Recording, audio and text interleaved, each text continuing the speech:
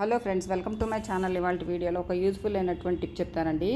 మనము పచ్చిమిరపకాయలు తక్కువ రేటు ఉన్నప్పుడు మార్కెట్ నుంచి ఒక్కొక్కసారి కేజీ అలా కొని తెచ్చి పెట్టుకుంటూ ఉంటాం కదా. ఈ పచ్చిమిరపకాయలన్నీ కూడా మనము తొడాలు తీసి ఫ్రిడ్జ్లో స్టోర్ చేసుకుంటూ ఉంటాము. ముఖ్యంగా కవర్లో స్టోర్ చేసినప్పుడు అవి ఒక్కొక్కసారి కుళ్ళిపోతూ ఉంటాయి కదా. అలా కాకుండా పచ్చిమిరపకాయలు ఈ రకంగా స్టోర్ చేసుకుని చూడండి. పచ్చిమిరపకాయలు నెల రోజులైనా కూడా కుళ్ళిపోకుండా ఉంటాయి. ముందుగా పచ్చిమిర్చిని బౌల్లో వేసుకుని ఉప్పు పసుపు వేసుకుని తర్వాత మంచి వాటర్తో కడుక్కున్న తర్వాత ఇలా ఒక పొడి బట్ట మీద వేసుకొని తడంతా తుడుచుకోవాలి. తర్వాత వాటికి ఉన్నటువంటి తొడాలన్నీ కూడా తీసేసి తర్వాత మనకి ఇలాగా ఆయిల్ ప్యాకెట్స్ వస్తాయి కదా. మనము వంటల్లో వాడే ఆయిల్ కొనుక్కున్నప్పుడు ఆయిల్ ప్యాకెట్స్ అన్నీ కూడా ఖాళీ అయిపోయిన తర్వాత వేస్ట్ అని పారేయకుండా ఇలా మనం తొడాలు తీసుకున్నటువంటి పచ్చిమిర్చిని అన్నిటినీ కూడా మనం ఒక్కొక్క కవర్లో కొద్ది కొద్దిగా వేసుకోవాలి. ఇలా 3-4 కవర్లో కనుక మనం స్టోర్ చేసుకున్నాం అనుకోండి, మనం ఎప్పుడు కావాలంటే అప్పుడు ఒక్కొక్క కవరు తీసుకుని వాడుకోవడానికి వీలుగా ఉంటుంది. కవర్కి ఒక రబ్బర్ బ్యాండ్ వేసి పెట్టుకుంటే మనకి ఎక్కువ రోజులు పచ్చిమిర్చి అనేవి ఆయిల్ ఉండటం వల్ల నిల్వ ఉంటాయండి. ట్రై చేసి